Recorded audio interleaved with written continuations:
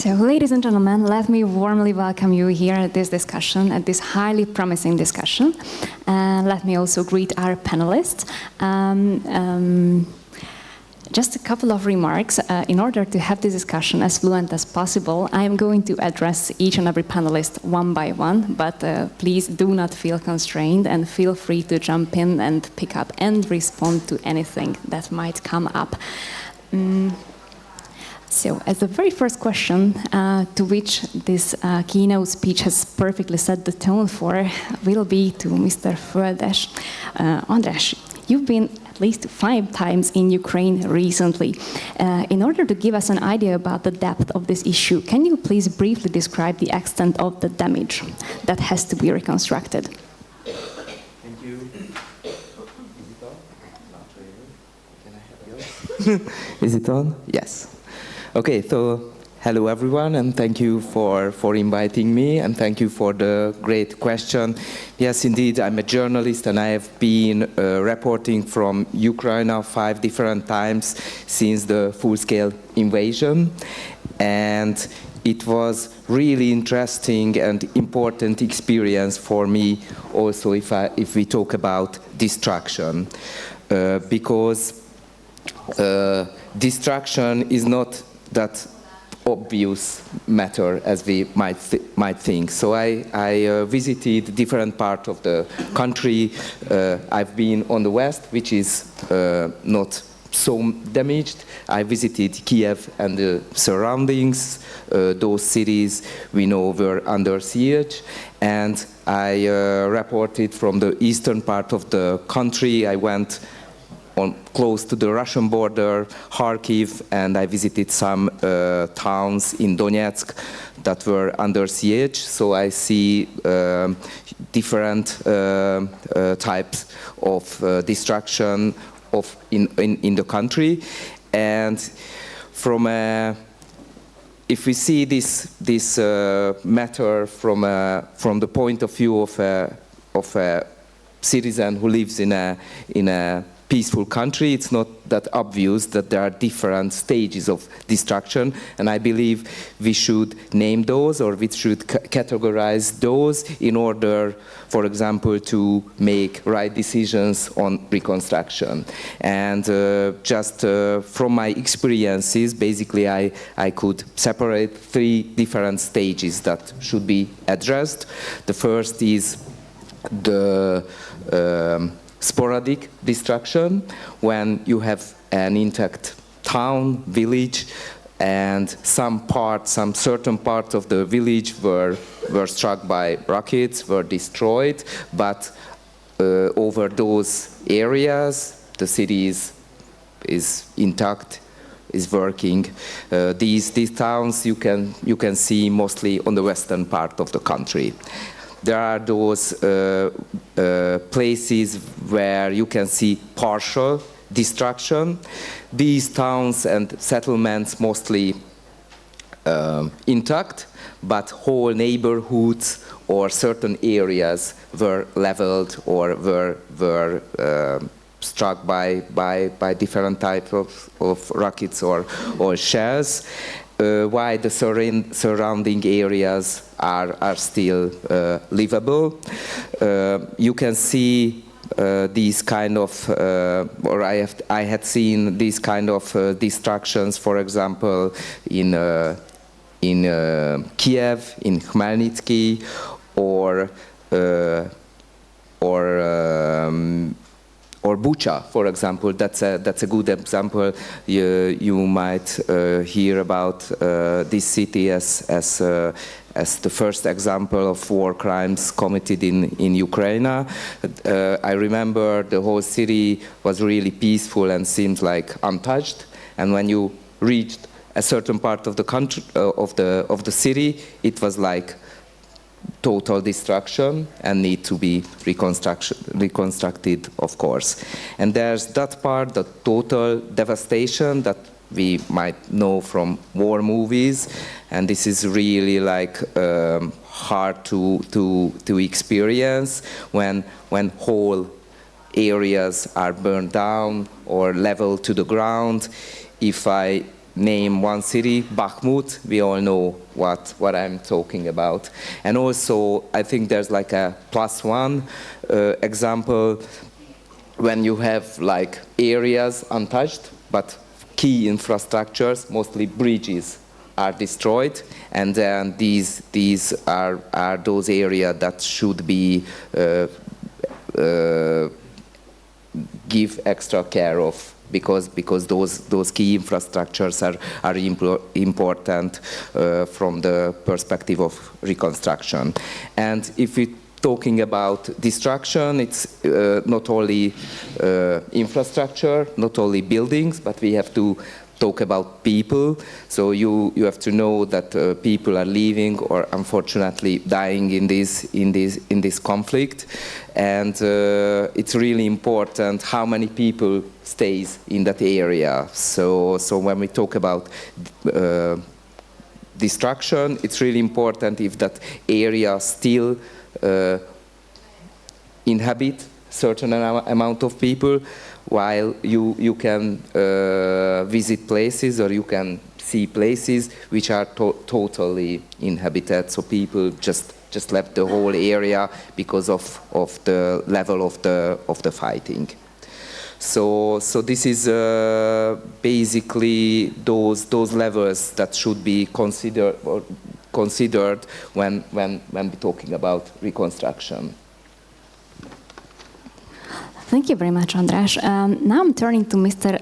Kopečný, and I would like to ask, just not to beat around the bush, what do you think, in your views, who should cover the expenses, since reconstruction is going to be something absolutely costly?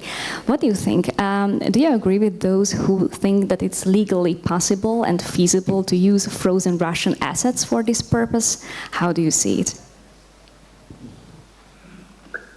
Good afternoon. Thank you very much for the invitation, and also my apologies for not being able to be there in person. My regards from Prague. This is the crucial question. Where will the money be allocated? Where will be the money coming? I will just complement to what my colleague was saying previously. Really, what we are seeing from the very first stages of the brave defense of the Ukrainian people and of what will be needed in terms of the reconstruction. Our approach, our governmental approach, is to mobilize everything we have in our country, all the NGOs, all the non-state actors, but also all the governmental agencies and also all the companies. So 3 pillars, NGOs, companies, and governmental tools, in order to find a match of what we can deliver for the needs that we identify on the ground. And only after we understand perfectly what is needed and what is deliverable, or in other terms, what is the demand and what is the offer, we can start discussing concrete programs from which concrete projects will address those needs. And who should cover it is an important question, yet an even more important one is who will cover it, because the moral or subjunctive form of the should will not play a very big role in case we will not be legally able to use what we want to use for it, the frozen Russian assets. So to answer your question directly, yes, we should use the Russian frozen asset, but only within the framework of our legal systems. So in our case, in the European Union, as well as on the, say, governmental level or state level of individual countries, we have been working through different legal companies, but also through governmental entities to find ways so that we could use as much as possible. So far, the discussion coordinated on the EU level has led to basically the following. We are able so far to use assets that, or only the parts of assets that are the revenues of the frozen financial sums in the banks. All the villas, all the yachts, all the real estate property, all the financial frozen assets are so far out of touch given our legal systems. But it is not the end of the road, of course. What we are working on with the legal teams in the EU as well as in the individual countries is to find a way how to connect the war crimes and the war criminality that Russia is doing with these concrete assets. Because we're talking very often about not only state money or state finances that are somewhere in European banks or American banks, but also we're talking about private entities, oligarchs. And of course, it is only just to use the resources of those who are committing the atrocities to make some good out of it, to repair what has been destroyed. But it is still a long road. Now, basically, on the political level, if I would just sum up my first answer, on the political level, there is an almost 100% consensus among most of the European countries that this is the way. And the hard and, I'm afraid, long work ahead of us is in finding the right legal instruments, in connecting our national legislation with the international law that covers the aggression of war and other transgressions against international humanitarian law. Thank you. I would like to turn to Ms. Kravchenko for my next question. Given your expertise and background at the European Bank for Reconstruction and Development, how can Ukraine learn from the lessons of other post-war reconstruction efforts around the world? Do you see any examples from where we can draw? How do you see it? I think all situations are quite unique. First of all, good afternoon, everybody. Sorry, I'm just jumping straight to the question, because I prepared a big speech about the EBRD, where we are, what we are doing, how we see actually, because you said reconstruction, whether reconstruction, where is recovery, and whether there is, because we don't see that there is a line which divides recovery from reconstruction. It's an ongoing process. And we think the situation is quite unique. I wouldn't say that EBRD being present and engaged in investment, and not only investment activities in its region, I don't think we can copy and paste any experience. We are trying to adjust, while I'm talking, all our available instruments and our knowledge to Ukrainian needs. And we are in dialogue with the government, trying to learn what actually, how can we, because we understand that there is absolutely critical to win the war. And without winning the war, unlikely we will be moving to recovery or reconstruction. Therefore, it goes, these are two parallel processes what we are working on. And we discussed different scenarios. I'm afraid these days probably it's difficult to refer to Israel scenario because it's a completely different situation right now, and I don't want to use it. But I think the situation is quite unique. I'm really puzzled what I can tell you, what experience we can use and apply for Ukraine. I think we are using different instruments which were successful in various regions and trying to adjust them to Ukrainian needs. For example, we used to work with the Ukrainian banks for a number of different projects and facilities. Now we adjusted our approach and working with them through unfunded guarantees, which we work with other banks, but we went further. We made a further step, and we provided guarantees for their portfolio, which actually has a significant multiplier effect, which we won't be able to reach out directly, but at the same time, it's increased our assistance and our financing to so badly needed support private businesses, including SMEs. in addition, we think what we are learning in terms of policy dialogue, because our investment activities are not limited only to financing.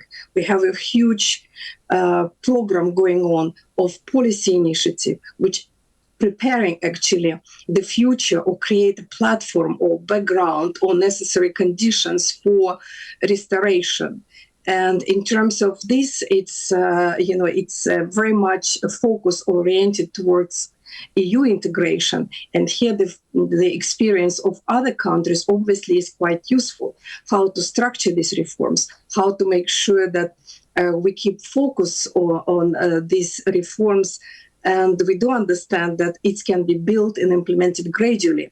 And this focus on, as everybody knows, rule of law, it's justice system, it's a corporate governance. There are many, many other aspects. And this is probably where we can apply certain experience already accumulated in the European Union to help Ukraine to have this, I wouldn't say smoother, but maybe faster, because we still expect that faster path towards EU integration. This is where we are now. I'm not sure if I can say a few words about EBRD program, because initially we also were focused on addressing urgent needs, while now we are focusing on rebuilding, and it's rebuilding not only a current infrastructure and energy system, assisting mainly with liquidity their private companies, but also looking at opportunities to finance investment and capital expenditures. We saw a number of companies, here is mentioned about resilience, and resilience of many private businesses was remarkable, and we are happy that we supported some of them, but obviously needs are huge. We discussed what resources to use, but World Bank together with the Ukrainian government produced this rapid damage and needs assessment in February, which only indicated that only damaged, directly damaged estimates assets at 135 billion, and urgent needs for this year were like more than 14 billion. And obviously even our institution, with all this courage, enthusiasm, and commitments to implement an efficiency, is not able to cover all these needs. That's why we're working closely with other institutions, including donors, bilateral organizations, financial institutions, to bring it all together. Is it going to be enough? Definitely not. That's why we need to encourage private business. We need to, if it's possible, to bring frozen assets of Russia. So it needs to be a big, big pot of funds to help to recover and to build better Ukraine. Thank you. Thank you very much for this detailed answer. And now I'm turning to Professor Sereda. And while I also encourage you to pick up on any of the previously mentioned points, I would have a question to you, which is about the priorities in the reconstruction. How do you see who should decide what should be the reconstruction priorities? And why I'm asking it is because recently I have come across an opinion poll which had very interesting results. So this opinion poll was conducted by the Center for Insights in Survey Research in spring among Ukrainians, and definitely it was about the future reconstruction. And what struck me was that the majority of respondents told that in their opinion their city's reconstruction priorities should be decided by the locally elected people, yet the control over the funds for it should be exerted by international organizations such as the EBRD. What is your take on these results? How do you see this? Thank you, and thank you very much for organizing this timely and very important session. Coming to your question, I know from my colleagues sociologists that this is kind of persistent. There is kind of persistent institutional distrust towards state authorities, institutions in Ukraine, which can be seen from many other sociological surveys. I guess normally we have this kind of hierarchy of social trust, where the most trustful would be international, then local, and then state authorities. At the same time, I know the results of this municipal survey, and what one could see is actually that central government, the level of trust to central government is not that bad there. It's almost the same as with the local authorities. It's like 22, 23, 28%. So that still shows certain kind of ability of governmental institutions in Ukraine to function effectively under the conditions of war. What was more striking for me was in this municipal survey was the low level of trust to NGOs, which is difficult to explain because there are so many grassroots volunteering initiatives in Ukraine, and there is huge kind of investment of resources, of everything in this grassroots initiatives. It's perhaps about the understanding of NGOs, about this more institutionalized kind of elitist NGOs seen as less trustful than the immediate responses. And what's also interesting about this survey that about 75–90% of those who were asked consider future of Ukraine as rather promising, although more than 50% admitted that economic situation of their personal household worsened over the last 2 years.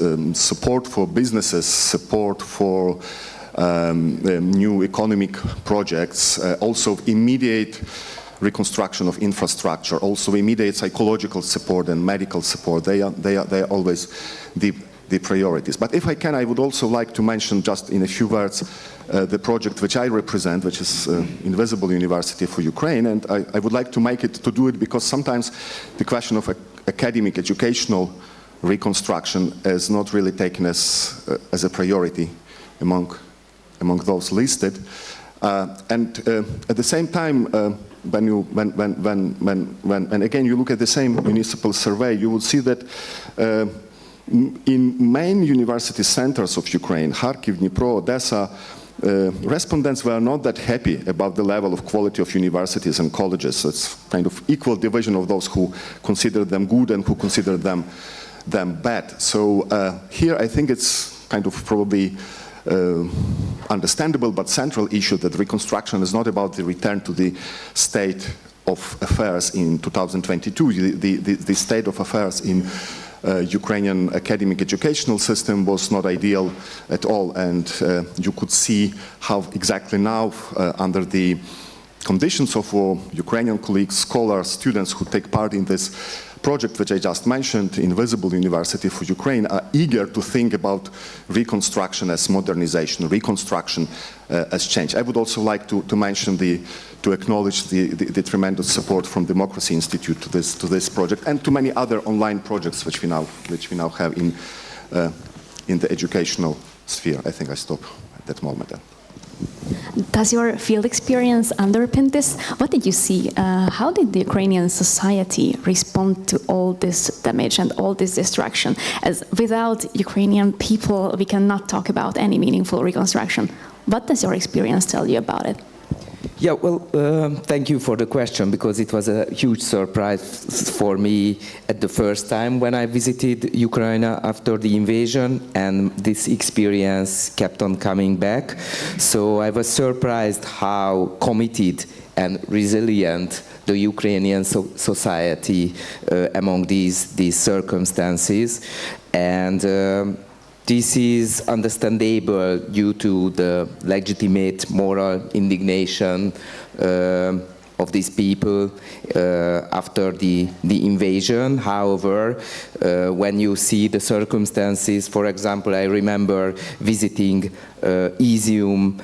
This is a town very far on the east near the Russian border, and that was just liberated when I visited, and soon after people appeared in large numbers on the streets. So I was surprised how many people stayed there, wanted to stay there, although they had the possibility to leave.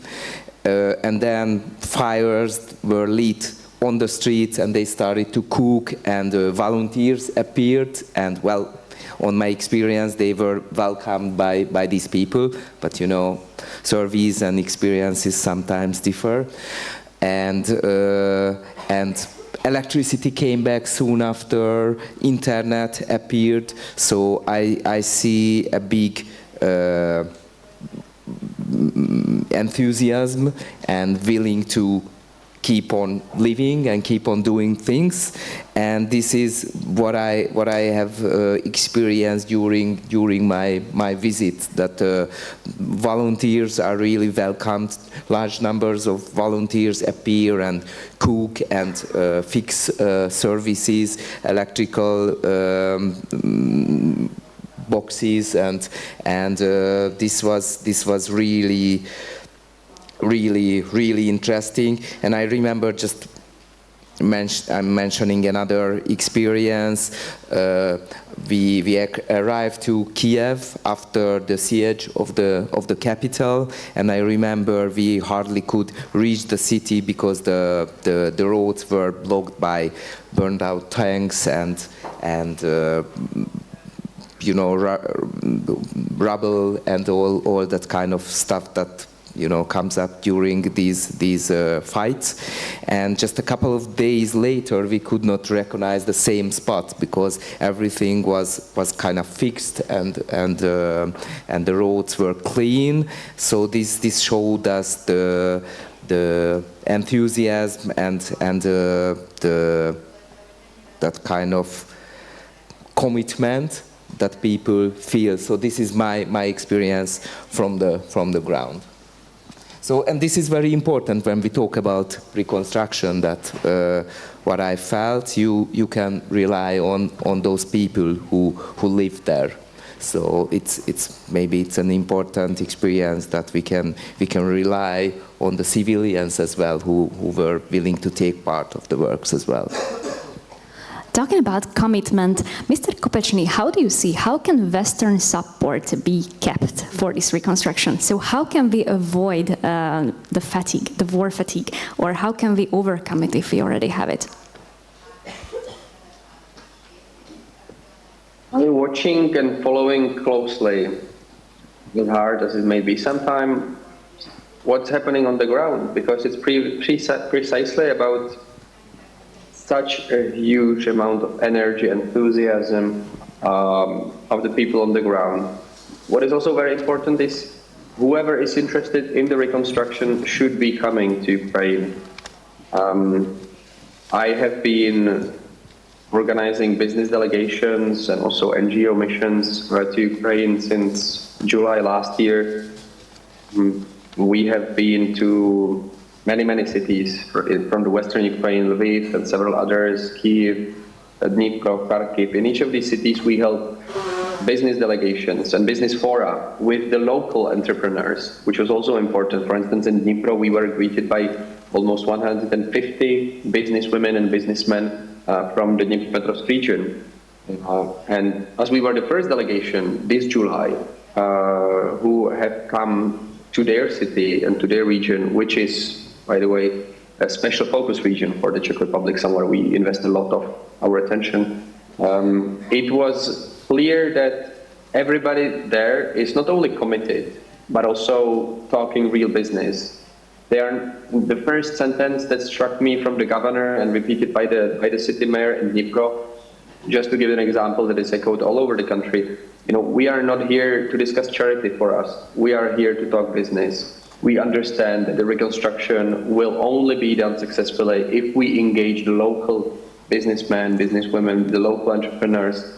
And this is precisely what also is more and more understood on the international level. The whole Ukraine Recovery Conference in London, in June this year, was about this, how to involve banks, of course, World Bank, IFC, EBRD, EIB, but also commercial banks.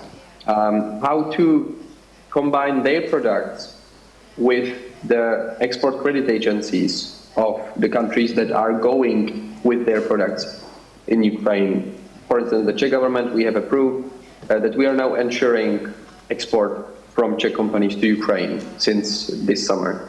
And there are several other countries who do the same, like Hvg in Poland, Hermes to a certain degree in Germany, and the UK. With, say, rebranding or changing a little bit their agenda when it comes to ensuring investments and especially export products to Ukraine. But we need to understand, of course, the needs. We need to understand that not only that there is still hope, but also that the reconstruction is already underway. Yeah, we can put it in different terms. We can say fast recovery and long-term reconstruction, or we can say resilience building as for the short term and recovery, reconstruction for the long term. But it is already there. You know, Czech government, as many other governments, we have been delivering so many products. So speaking of priorities, as it was mentioned before, we focus on the following. We focus on energy, healthcare, transportation, and after Novakachovka Dam destruction by the Russian forces, we also focus on the ecocide that it is causing, and so on water cleaning mechanisms in general, and on ecological technologies.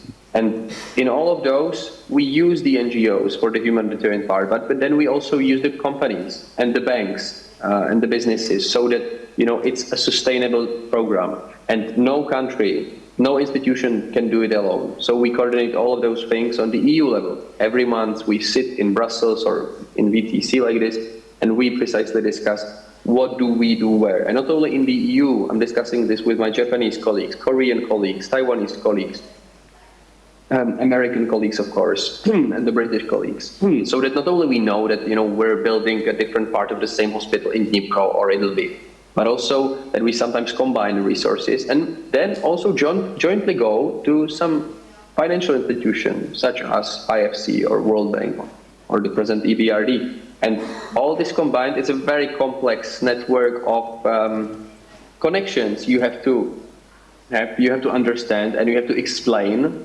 to the political representation and also to the business, say, representatives, so that they understand that it is really something that they should be caring about. And as such, I believe we can be fighting the fatigue in the best possible terms by showing that this is the future of Europe. This is the future of European economies. And of course, this is the future of the European political system. We have been pushing our EU presidency very strongly, and we are doing it now as the ordinary EU member state, so that we fast track as fast as possible the EU membership talks with Ukraine. Because the story of Ukraine is the story of the whole of Europe, of the whole of European Union. And such, you know, of course, some people can feel fatigue, but every time I hear this, I just have a look into what's going on the precise day in Ukraine, and I ask myself, how can I feel fatigue when compared to what these people can feel? And I understand it's not for everyone. So for those people who say don't care or don't see their interest in it, so for those people I say it will be very unwise not to see the absolute connection and intertwined connection between your economy and the European and the Ukrainian one. So by building Ukraine better, by modernizing it, by doing it as a recovery, not only as reconstruction, but recovery of the legal system, of the society, of approach to corruption, of approach to public tendering, we can show our populations, our people, our business leaders, that this is something that is worth all the attention and all the energy we put into it. And as such, you know, I don't feel fatigued. You know, I've been as the main coordinator of our weapon deliveries since the very first few hours of the full-scale invasion, and now I'm covering all the other agendas. I don't feel fatigued, not only because the Ukrainians are much worse off, but also because there are still new agendas, new inputs, and it just makes sense. And I can say that this is also very much relevant for the discussion in the Czech Republic. We feel part of the story of the reconstruction because we are interested in it, from the moral stake, but also from the economical one. As we heard that the reconstruction is basically already ongoing, I'm turning now to Ms. Kravchenko. How do you see this dichotomy? Should we start or continue reconstruction as quickly as possible, probably relying on reconstructing the old technology and also the old parts of the infrastructure the way how they were? Or should we rather invest in probably more long-term green and energy-saving technologies, even if it takes somewhat longer? How do you see it? Should we focus on speed or should we focus on greener solutions, even if it takes longer? Thank you.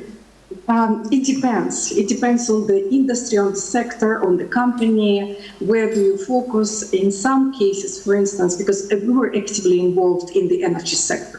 Last year, we provided badly needed liquidity financing Ukrenergo, Ukrnaftogaz, in order to ensure, that there is electricity supply.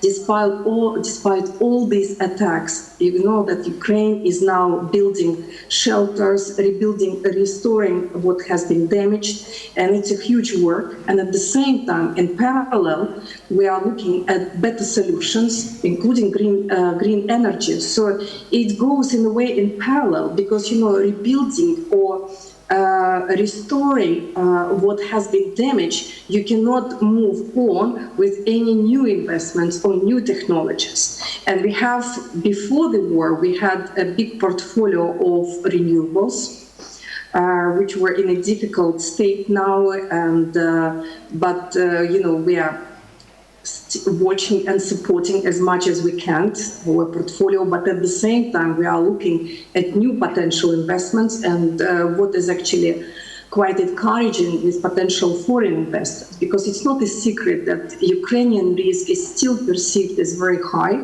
especially by the private businesses. Yes, the focus of Ukrainian recovery conference this year in London was very much on attracting private sector. There were huge discussions, and we participated in many of them, how to involve insurance company, how to launch in reinsurance. It's a huge, big topic, because probably which deserves a special discussion and a very painful thing at the moment.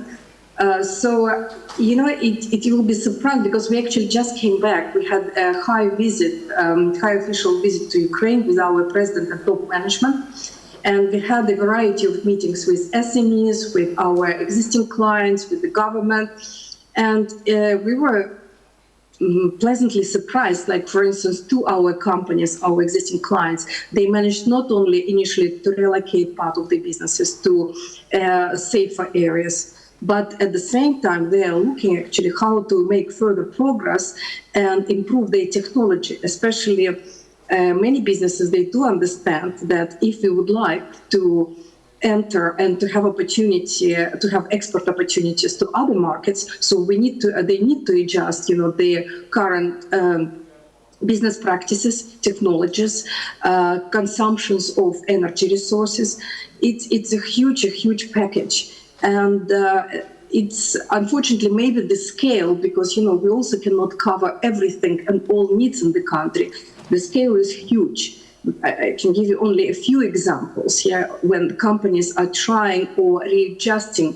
First of all, readjusting their businesses for tougher conditions in which they have to operate, and these are extra expenses. And it's not only physical assets what we are talking about, which is relatively not easy to replenish, but there are possibilities. But human capital, which it was touched upon during our discussion, but this is a huge actually area of concerns, and requires a lot of efforts and financing and changes in regulation, legislation, encouraging. Then I wanted to add to something to another participants, also about, maybe to mention about fatigue, because it also was one of the questions what we asked businesses, and we had a very good meeting with civil societies. When you talk to Ukrainians, because the answer usually about fatigue that we have no choice. There is no choice. They don't have other choice like move forward. There is recognition that the war will take longer, and it requires readjustment, what you need to do, because initially focus was on addressing urgent needs, and then we were thought expectation was to jump to restoration. Now it's different. It goes, as already mentioned, first of all, it goes in parallel. And there is a need also, in addition to all these big reforms we discussed, to have certain quick wins, which will demonstrate to the population as well. It's also important to see that there are changes. They are not only in remote future when we have this full integration to EU and to reach them, but there are changes already which are implemented by the government, and the government does understand that. At least it's based on our discussion and our engagement and interactions. This is to answer briefly. Sorry, it's such a huge topic because I think we probably can discuss it endlessly and hopping from one subject to another one. But this is with regard to that one. So as I said, reconstruction, it's an ongoing issue for us. And we think reforms, yes, we are doing, important. Would you like, in some cases, to see faster or bigger progress? Yes, but I think we're on the right path. Thank you. Thank you for this detailed answer. Before turning to our beloved audience for questions, I would like to address Mr. Sereda. How do you see the timeliness and how do you see the timeline of reconstruction? How should we proceed with the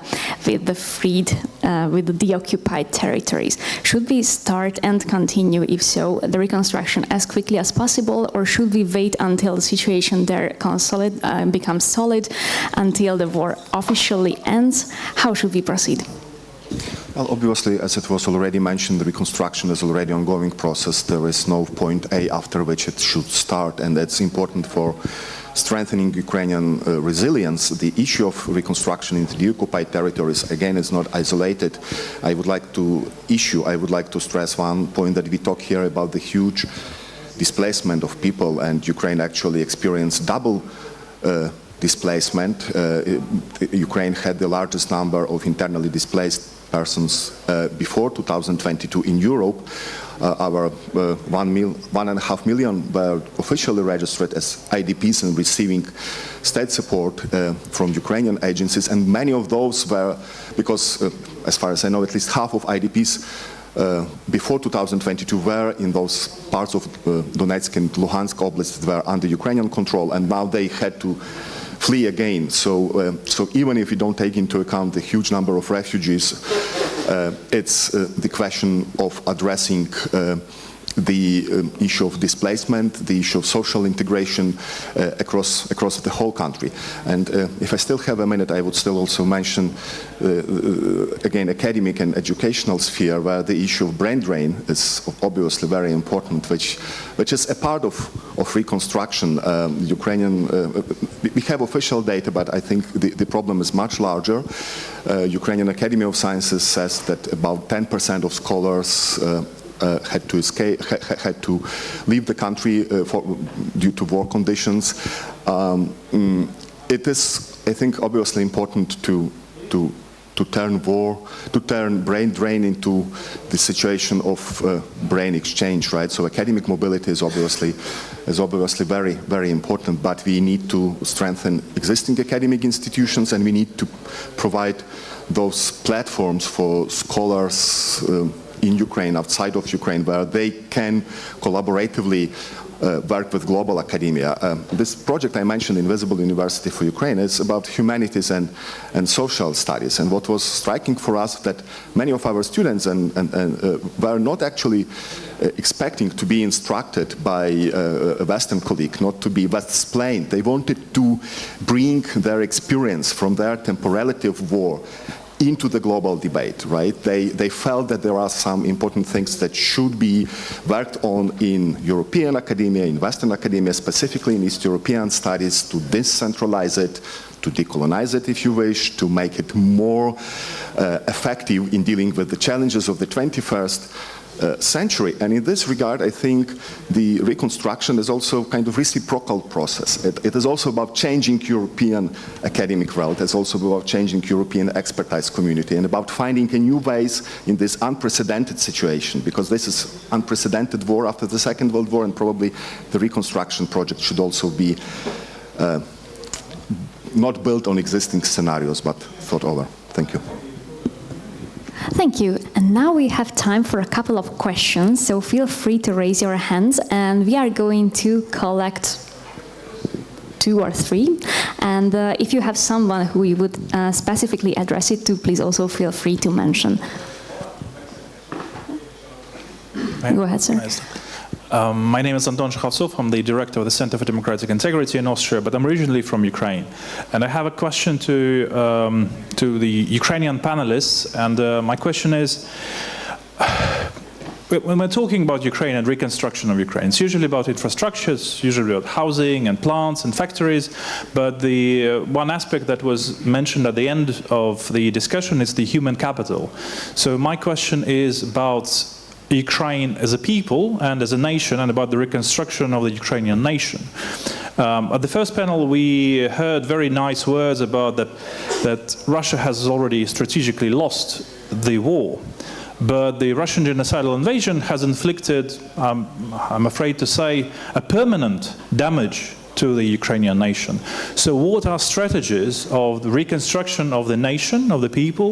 Does Ukraine think of maybe attracting foreign workforce to actually also reconstruct Ukraine as a state and as an infrastructural entity? So what about this? What about the reconstruction of the Ukrainian nation? Thank you.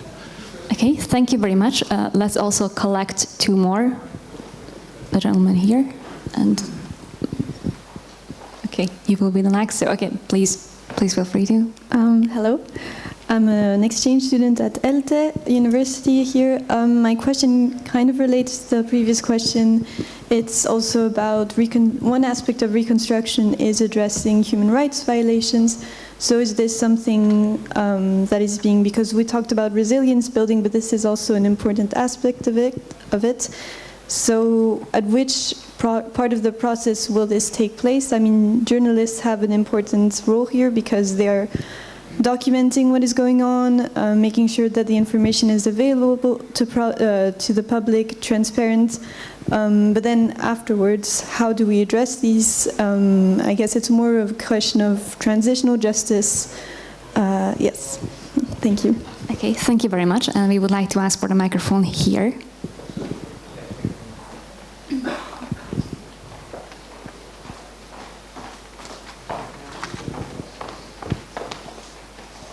Thank you very much. I would have a question. My name is Daniel Barta.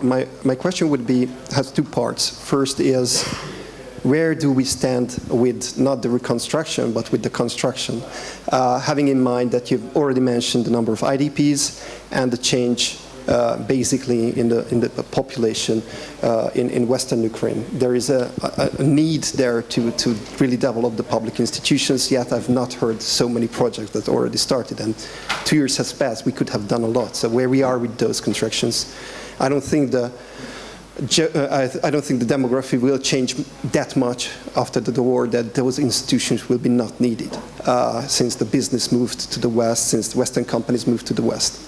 The other part, also relating to this first part of the question, when we will decide about whether we need the reconstruction at all, or how do we need the reconstruction at all, having in mind that huge areas of Ukraine will be not repopulated in a way as it was before. So a number of schools won't be needed, a number of hospitals won't be needed, because simply the population, large part of the population, won't return. That's the logic, that's the lesson I think we had from previous wars.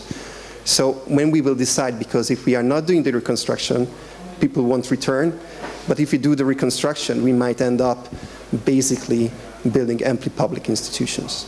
Thank you. Thank you very much for these questions, which are very much to the core of our issue. Who feels like starting? Professor Sereda? Well, I guess the question of the war and post-war demographic situation is rightly mentioned. I think these are one of the central challenges. And what the leading Ukrainian economists and demographers saying is that obviously there would be a need of at least 300,000 migrants every year to sustain Ukrainian labor after the war, taking into account all the demographic challenges. And obviously we know that this is the issue that can be easily exploited by all the anti-liberal forces, right? We know that from many Central European examples. So far, fortunately, Ukrainian political forces mostly did not exploit the anti-migrant topics, even if they were quite populist, but the Ukrainian populism was somehow immune to anti-migrant rhetoric so far.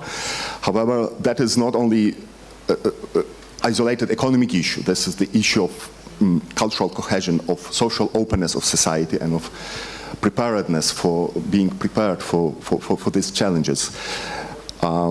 In regard to the other questions, I think yes, this is. I'm not an economist, and I think colleagues can comment on it better. But obviously, it's the question of reconstruction due to this huge impact of war, and we have now 5 million IDPs actually in Ukraine, not to count 6 million perhaps, right, of refugees. So we are talking about huge numbers, and that's not only about some isolated regions or some isolated areas. That is the all national and all European and global problem, I think. Ms. Kravchenko, would you like to react or respond to any of the questions voiced? Yes, definitely, because it's such a vital and important topic for reconstruction, human development, and what is happening in Ukraine now. There are a number of ongoing projects by other international financial organizations. We, as EBRD, we are focusing on a few aspects. First of all, you know that we have a huge project called Ukrainian Reform Architecture, so which will provide assistance to a number of ministries and Prime Minister office. This is this program is focusing on reforms and addressing the immediate needs.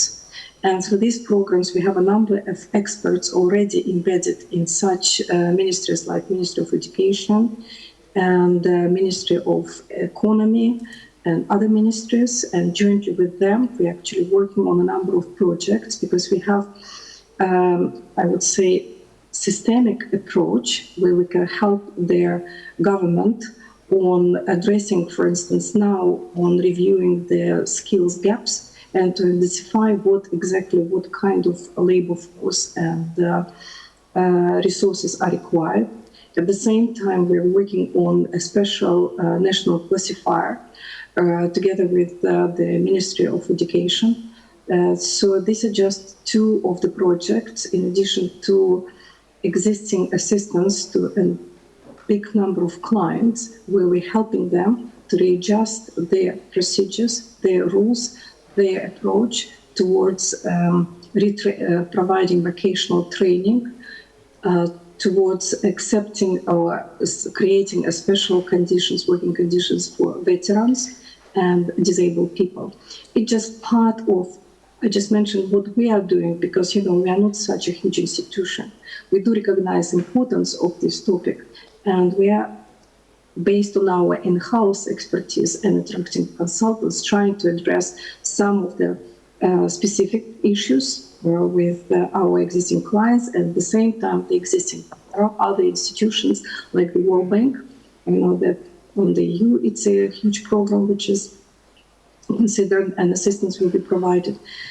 So it's definitely the focus of the international financial organizations, but obviously it can cover only certain areas. And it's absolutely important that the government fully recognize it, not only now, even before. This topic has been discussed during the previous in Lugano, Ukraine Recovery Conference, during the conference in London, and it's definitely on the map of the authorities. And I believe that the significant efforts are required in order to not only to keep their current employees, but also to make sure that during the reconstruction, the certain criteria, certain conditions are created, so they're all especially available and skillful human resources which now employed abroad, so they will return to the country. But it's a long-term and process. It's a big challenge, and we are one of the contributors towards resolving this matter, this issue. But there is a huge community of international organizations which is looking and helping with technical assistance, with expertise provided, and special grants deployed to support. We have a huge program for SMEs, because SMEs is one of the biggest employers in the countries. Probably in terms of GDP is not such a great contributor, but important in terms of supporting human resources. So we have a huge program helping them with addressing these issues. And I know that it's also considered by other organizations as well. I don't have the exact numbers right now, but definitely it's a topic which would require probably a separate discussion and reviewing all these programs ongoing now. Thank you. Thank you very much. Yeah. Mr. Földes? Yeah, thank you.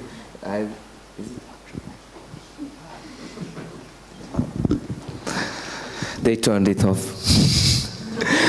I'm gonna be quick. I just would like to mention one of my personal experiences as journalist. So this is my role here. I worked in Germany with Ukrainian refugees, and basically none of them told me they would like to stay permanently in Germany, although they've got quite good conditions to live and work and study there. Most of them told me that they would like to return to Ukraine as soon as possible, and that would give some kind of idea about how we should think about Ukrainians reappear in those areas where were struck by the war. And also I have the same experience with IDPs, so I have several reports, and they were willing to return to the affected areas as soon as possible, and I met families who were like returning from the safe part, the western part of the country, to the east as soon as the village were liberated, although those villages were basically leveled to the ground or were badly damaged. So this is just my personal experience, and I think it's important when we talk about reconstruction and the human element of this problem. Okay, thank you very much. So this is crucial, and thank you very much for your insights from the field. I'm turning now to Mr. Kopečný. Would you like to address any of the questions raised by our audience? Yeah, thank you very much. Just a short experience from the Czech Republic. So Czech Republic has become the country which has the highest number of refugees from Ukraine per capita in the world, in Europe. Now 5% of the Czech population are actually Ukrainian refugees. And they are very well integrated in the Czech society, and especially in the Czech market. We have now more than 120,000 officially registered working people in Ukraine, from Ukraine in the Czech Republic, which is a huge boost to the Czech economy and to the Czech working market. We have basically zero unemployment rate, so this was very, very vital. So most of the Czech companies are actually worried when the war will be over, or when those people will want to go back, we will need to find somebody else. And that's why I really like the notion my colleague has mentioned, to turn the brain drain into a brain exchange, because that's precisely how we're thinking about it. All those people who are here in Czechia, and the absolute majority of them were women and children who came from the 500,000 to Czechia. So now they are working here. They're working for Czech companies, and they will go back, and they will have good experiences, hopefully. So there will be this connection made. So on human capital, we believe that this will actually lead to a proper business-oriented brain exchange rather than a brain drain, because in the absolute majority of cases, they also want to go back home as soon as they can. Second, just short notes on the questions that were not addressed on the human rights violations. Yeah, this is about justice. A large part of the negotiations, of the international negotiations about the Ukraine peace plan are precisely about this. And the major discussion now is whether it should be the Ukrainian authorities, legal authorities, who would be taking this under their umbrella, under their jurisdiction, or whether there should be an international tribunal. We do have the International Criminal Court, which has already sentenced several war criminals for their war crimes, most notably Vladimir Putin himself and the special representative for abducting children from Ukraine. And this is all already being worked on. So that's just what I wanted to mention, that you know, there's plenty of what you can read about it. There is no sense to wait for discussions about what will be justice after war, because this session is about reconstruction after war. But an even more important part will be, will it be a just end of the war? Will it be a just peace? Yeah, there's loads of examples in the history. The whole just war theory is writing about this. And the jus post bellum, the part of the just war theory that relates to justice after war, could be a huge inspiration in this, besides the criminal cases that are being processed. And third, it was very interesting. First, whether some construction is being done for IDPs in Western Ukraine, yes, to a limited degree, yes. I mean, we do it, many other organizations do. We as Czech government, we have been building temporary but also permanent accommodations for internally displaced persons in Western Ukraine, equipping hospitals, social infrastructure, kindergartens, and so on. There are many other countries who are doing it. But yeah, the pace is slow.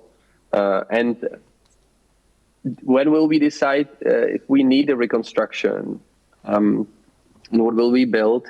I think the things or public institutions that will be financed and will be built will be based on the current needs. So there will be only that much money from the banks, from the IFIs, from the bilateral partners, from the Ukrainian government itself. And of course, they will be taking into account, on the one hand, the municipal demands, on the second hand, the central demands. But it will only be done according not to what was before, but what is needed at the moment. And I'm saying this because it's already happening. It's precisely how it works and finances work in this phase, which we call the fast recovery or fast reconstruction. That's all for me. Thank you. Thank you very much. And as for a very quick closing round, I would like to ask each and every panelist of ours to summarize their key message. If you had to summarize the message that you would love to give to our audience today in one sentence, in one single sentence, what would it be? Let's start with Mr. Földes, if we can. Well, I managed to turn on. No, it's turned off again. So basically, stay well informed and avoid fake news. It's very important because basically we decide about those resources that might go to Ukraine, and that's why it's very vital to know what's happening in the reality over there. Okay, Mr. Sereda. Well, first of all, thank you for being with Ukraine, standing with Ukraine, and for helping Ukraine, and for being together with Ukrainians in all the future planning. Second, I think as it was mentioned, reconstruction is not about simple restoring of physical damage or repairing. It's about change and reform and modernization, and probably on both sides, receiving and donor side. So we can also see some positive side of it. Thank you. Thank you. Ms. Kravchenko? If to be very short, what I would say, it's a very challenging environment and situation, but let's join the efforts and let's help Ukraine to build better and Ukrainian people and better future, because we absolutely believe in that. And we are happy if you have any interest, because we believe that there is a potential and opportunities. Please contact us, because we have opportunities and we have possibilities to support on investment grounds and involved in our policy initiatives. Thank you. Thank you very much. Mr. Kopečný? I would say that Ukraine is already now such an inspiration because of all the bravery of its people, but also of all the technological advances it is making as we speak in the area of weapons, drones, but also digital transformation. And the same is happening under our eyes in many of the other areas that need to be recovered, restored, reconstructed. So the reconstruction is happening. We need to find what is needed, connected with the deliverables, what we can offer, and connect with the finances. And the sooner we put these things together, the more we will do together. And it all makes sense for us, not only for helping Ukraine, but also for ourselves. And realization of this is very important for the messaging home. At the end of the day, I honestly believe that Ukrajina переможе. Slava Ukraini. Thank you very much. And for that end, my one sentence will be thank you very much for being here with us. Thank you to our panelists, and thank you to our beloved audience as well. Thank you. Thank you very much.